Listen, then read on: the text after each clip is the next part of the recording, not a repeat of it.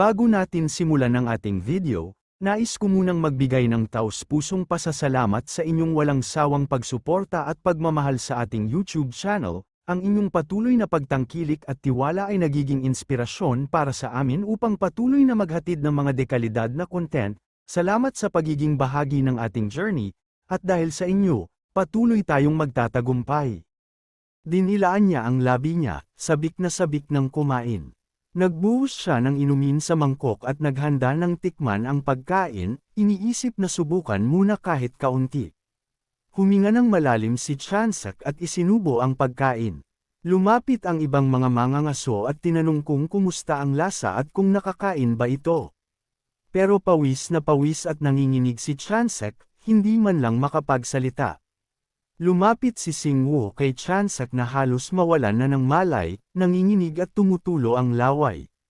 Sinabi ng bida na eksperto siya kaya hindi mamamatay si Chansak. Ipinaliwanag niya na ang pagkain ay may sangkap na mataas ang antas na kayang magpataas ng resistensya sa lason kapag ginamit sa tamang dami. Sumigaw ang isa pang mangangaso na kahit bulag ay makikita na kalahating patay na si Chansak. Sinabi ng bida na bukod doon, ang ginamit niyang kapalit ng sibuyas ay isang sangkap na tinatawag na winter spirit.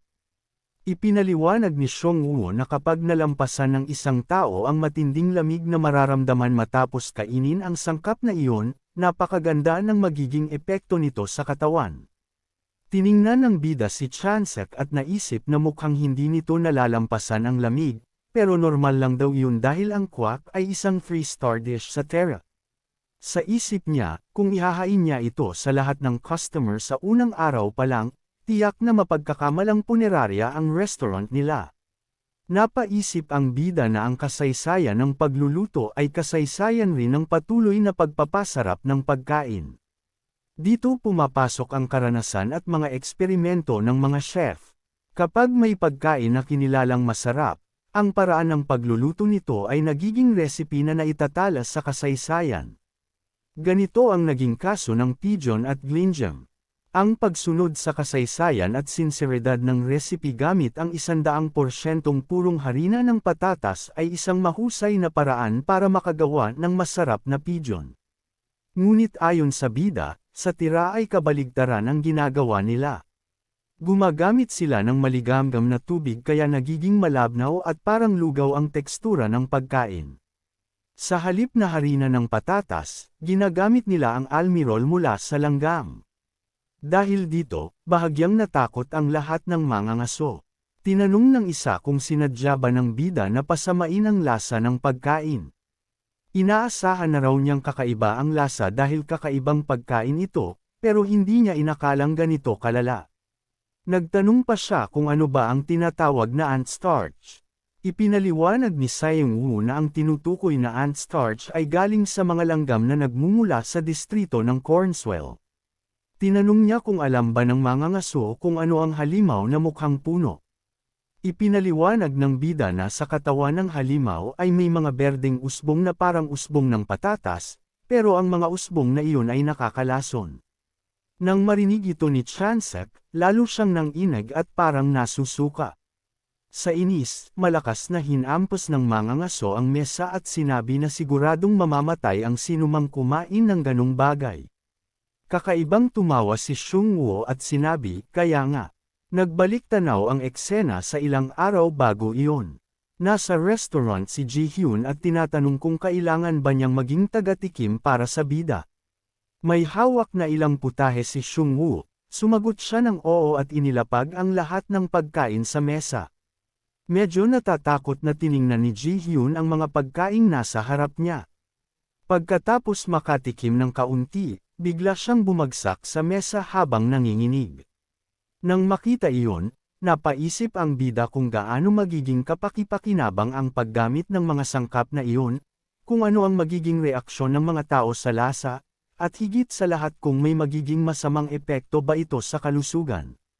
Pagbalik sa kasalukuyan, sinabi niyang sinubukan na niya ang lahat ng ito bago palikhain ang hamon. Ang pagkaing inihain niya kay Chansak ay ibinaba mula 3-star dish hanggang 1-star dish na ang tanging epekto na lang ay ang pagtaas ng resistensya sa lason. Nanginginig, pilit tumayo si Chansek at sinubukang kumain pa ng kaunti, pero muli siyang bumagsak sa mesa dahil sa hilo at pagsusuka, saka sumuko sa hamon. Nagulat ang ibang mga mangangaso at tinanong kung ano ang nangyari. Pinakiusapan nila si Chansek na magsalita. Habang nanginginig ang buong katawan, isinawsaw ni Chansek ang daliri niya sa sarsa. Hindi maunawaan ng lahat kung bakit niya hinahawakan ang sarsa. Ngunit ginamit ni Chansek ang sarsa para magsulat sa mesa na ang pagkain iyon ay hindi mula sa mundong ito. Natakot ang mga mangangaso, iniisip kung gaano kasama ang lasa ng pagkain para umabot sa ganitong kalagayan si Chansek. Gayunpaman, hindi pa rin sila natinag, dahil may isa pang mangangaso ang umupo sa mesa at may kumpiyansang nagsabing siya naman ang susunod. Pero paulit-ulit lang ang nangyari, isa-isa silang bumagsak sa mesa, lahat nagkasakit at hindi kinaya ang pagkain. Tumingin si Yuna sa kahon ng pera ng bida at namangha, sinasabing sobrang puno na ito na parang sesebog na. Sumang-ayon si Shungwoo sa sinabi niya, na paliit ng paliit ang sikmura ng mga mangangaso pero lalo namang napupuno ang kahon ng pera. Napabuntong hininga siya habang tinitingnan ang lahat ng mangangaso at sinabing sa huli, wala ni isa sa kanila ang nagtagumpay. Bahagya siyang nalungkot dahil dito, dahil nag-effort pa siyang gumawa ng pagkain na kayang magpataas ng resistensya sa lason. Pagdating sa resistensya sa lason, kahit gaano pa kalakas ang isang mandirigma, napakaraming paraan para malason ang isang tao. Maraming lugar kung saan ang hangin ay may halong lason.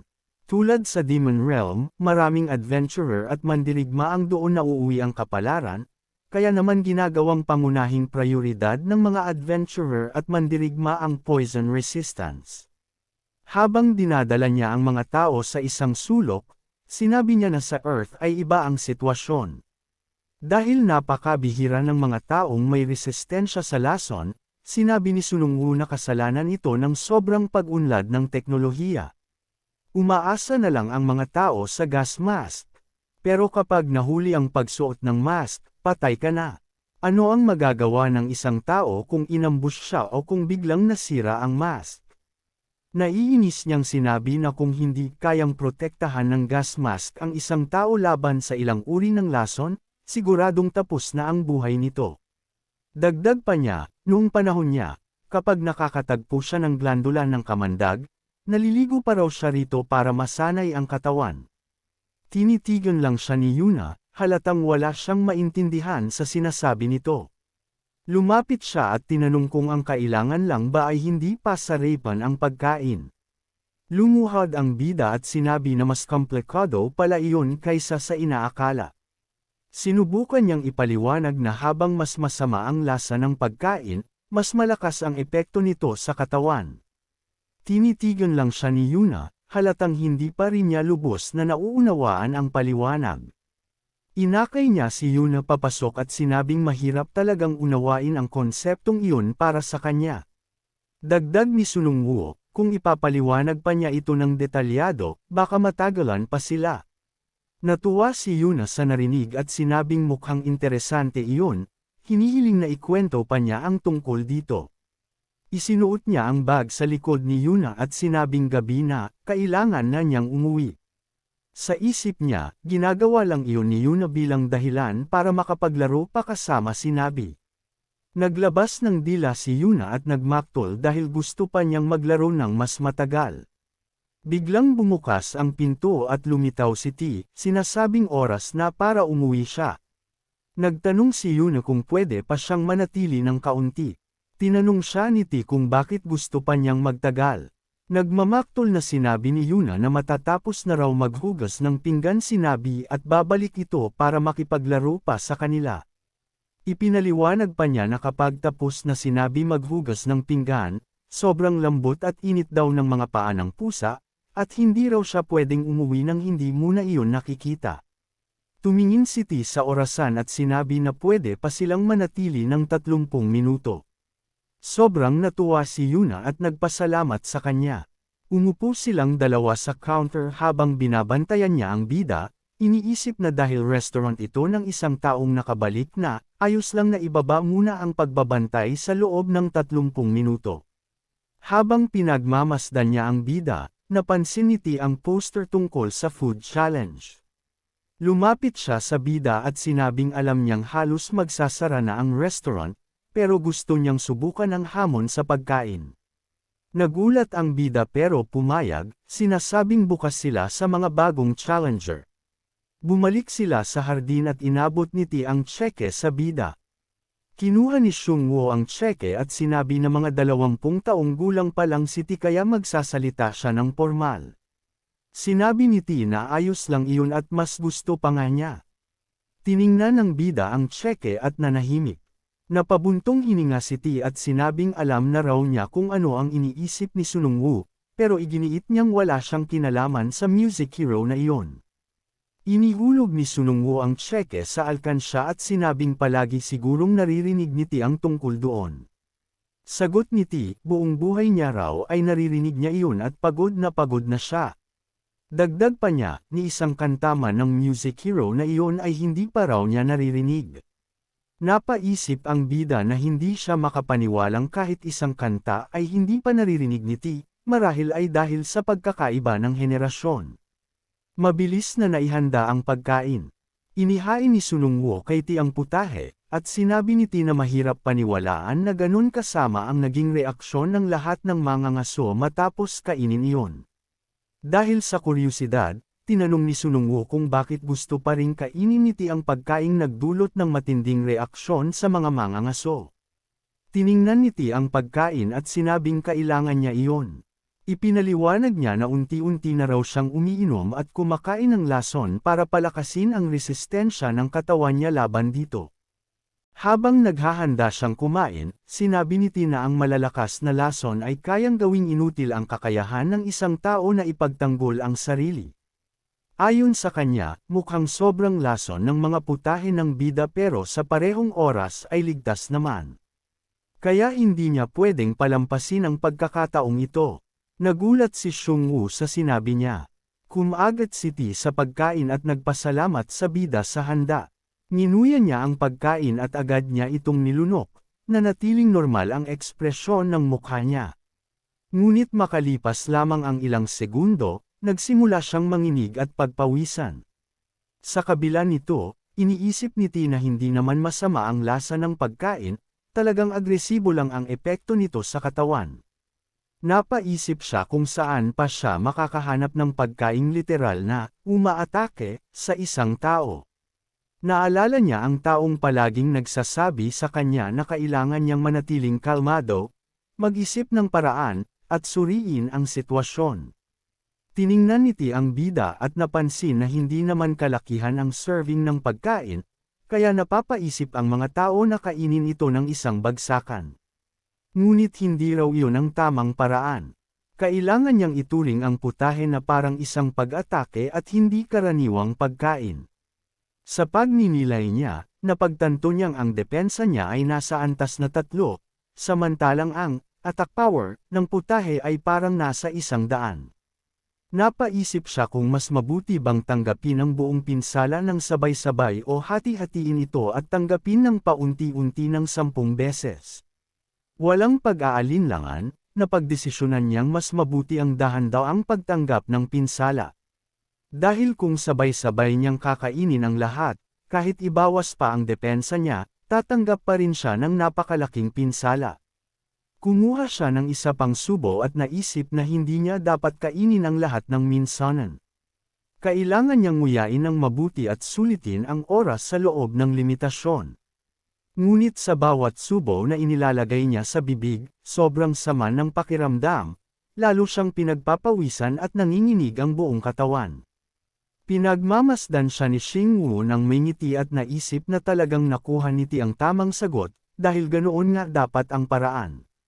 Sa isip niya, sa loob ng 30 minutong limitasyon, kailangang tiisin ng isang tao ang pagsama ng sikmura at ang labis na pagod ng katawan para makuha ang benepisyo ng poison resistance.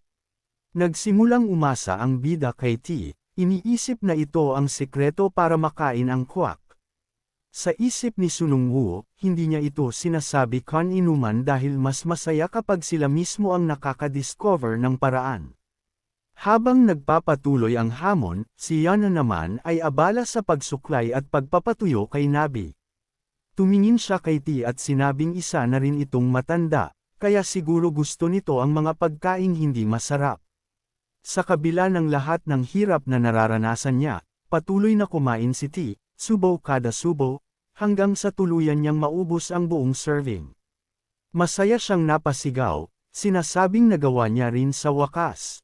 Pumalakpak ang tatlo, at sinabi ng bida na talagang kahanga-hanga ang ginawa niya. Pagtingin ni T sa cellphone niya, nakita niyang may nakuha siyang bagong skill.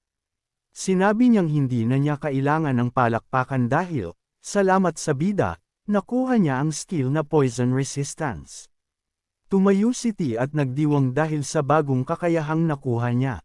Medyo nahiya rin siya sa sarili, iniisip na hindi niya akalain na sobrang may-excite siya dahil lang sa pagkain. Napaisip siya kung pagtatawanan ba siya ng iba kapag nalaman nila iyon. Sinabi ni Sunungwoo na ibibigay na niya ang gantimpala, pero napansin niyang parang hindi naman tipo ni T ang gumamit ng espada. Sagot ni T, dalubhasa siya sa santukan at close combat, kaya hindi talaga bagay sa kanya ang espada. Nagtanong din siya kung talagang ayos lang ba na gawin nila ito. Itinuro niya ang espadang nakadisplay at sinabing kahit anong tingin niya rito, mukhang gawa iyon ni Miss Zero, isang produkto ng A-list Easter. Tinatawag niya itong Miss Zero dahil zero raw ang selection rate nito. Sinabi ni T na minsan na niyang sinubukang mapili ng espada pero tuluyan siyang tinanggihan. Sinabi ng bida na huwag siyang mag-alala dahil napagkasunduan na nila iyon. Lalong namangha si T nang marinig ito at tinanong kung posible ba talagang gumawa ng ganoong kasunduan. Ipinaliwanag ni Sunungwoo na para gawing simple ang lahat, iyon talaga ang tunay na dahilan ng hamon. Kailangan nilang pagdaanan ang pagsubok para makamit ang kamay ng prinsesa. Ayon sa kanya, ito ang tipikal na sinasabi ng isang magandang prinsesa sa manliligaw na kabalyero, kung gusto mo ang aking kamay sa kasal, talunin mo ang dragon sa kabundukan at putulin ang ulo nito. Nilinaw ni Sunungwoo na una, kailangang mapili ang tao, pagkatapos ay bibigyan siya ng pagsubok, at kapag nalampasan niya ang hamon, saka pa lang niya mapapangasawa ang prinsesa at mabubuhay sila ng masaya magpakailanman. Iyon daw ang karaniwang proseso.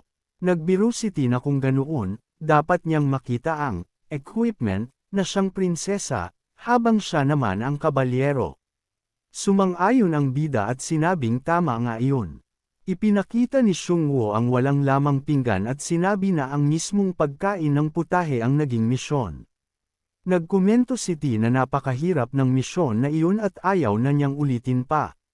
Binigyang diin ng bida na ang ngayong araw ay unang hamon pa lamang.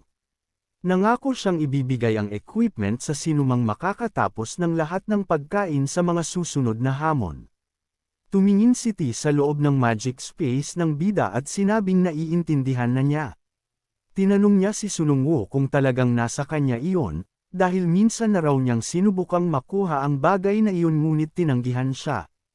Kumuha ang bida ng isang sinturon at tinanong kung iyon ba ang tinutukoy niya.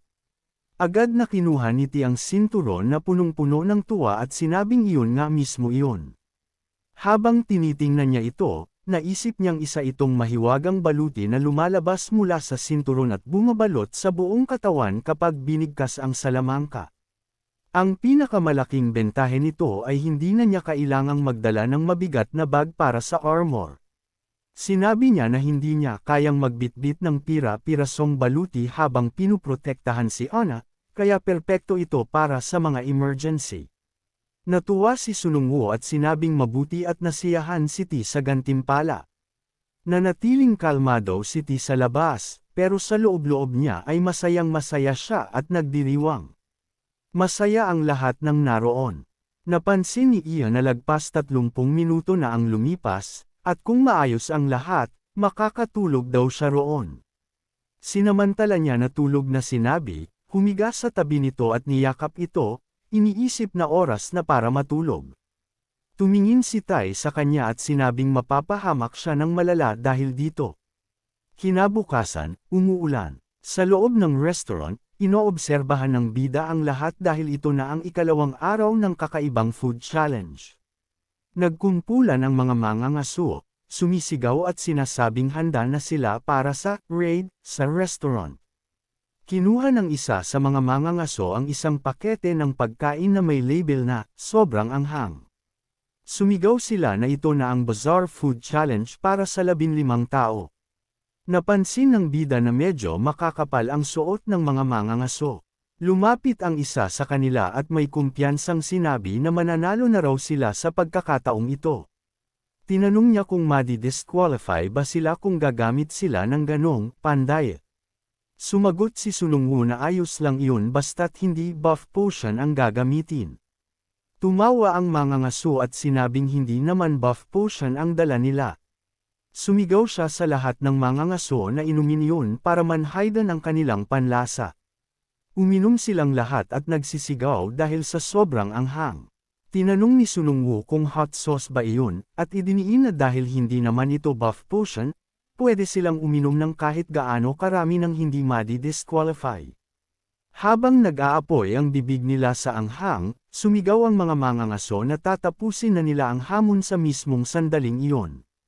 Muling naghain ang bida at sinabing naiintindihan niya ang matindi nilang kagustuhan na manalo, pero medyo nagiging kakaiba na ang ginagawa nila. Nang magsimula silang kumain, sa unang subo pa lang ay nagsimula na silang manginig at umiyak.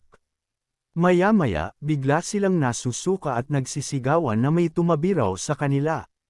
Ang mga babaeng mangangaso ay nangangatog sa lamig at nagtatanong kung may sira ba ang mga spicy pack na ininom nila. May isa namang nagsabing parang ice magic ang epekto. Habang nagdurusa ang lahat, tahimik na binibilang ng bida ang mga bayarin at sinabing mukhang maayos ang takbo ng negosyo. Biglang bumukas ang pinto at pumasok si Yuna, masayang bumati sa kanila. Binati rin siya ng bida, at tuwang-tuwa sinabi nang makita ang matalik niyang kaibigan. Agad na nagtakbuhan ang dalawa at nagyakapan.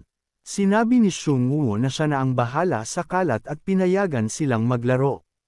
Samantala, sa kabilang panig, sa isa pang restaurant, may 2 taong nag-uusap. Tinanong ni T-shirt kung narinig na ba ni Dasu ang balita. Sumagot si Dao na oo at tinanong kung si Sunungu ba ang tinutukoy niya. Sa harap ng restaurant ng bida, mahaba ang pila ng mga taong naghihintay makapasok kahit umuulan ng malakas. Nagkomento ang dalawa na bawat tao raw ay nagbabayad ng 100 milyong won. Sinabi ni T-shirt na parang kontrabida ang bida. Sagot naman ni Do, inakala pa nga raw niya noon na mabuting tao si Sunungu. Pero ayon kay T-shirt, hindi raw sila dapat magtiwala sa bida dahil pinapakain nito ng kadiri at mapanganib na pagkain ng mga mangangaso habang kumikita ng 100 milyong won sa bawat isa.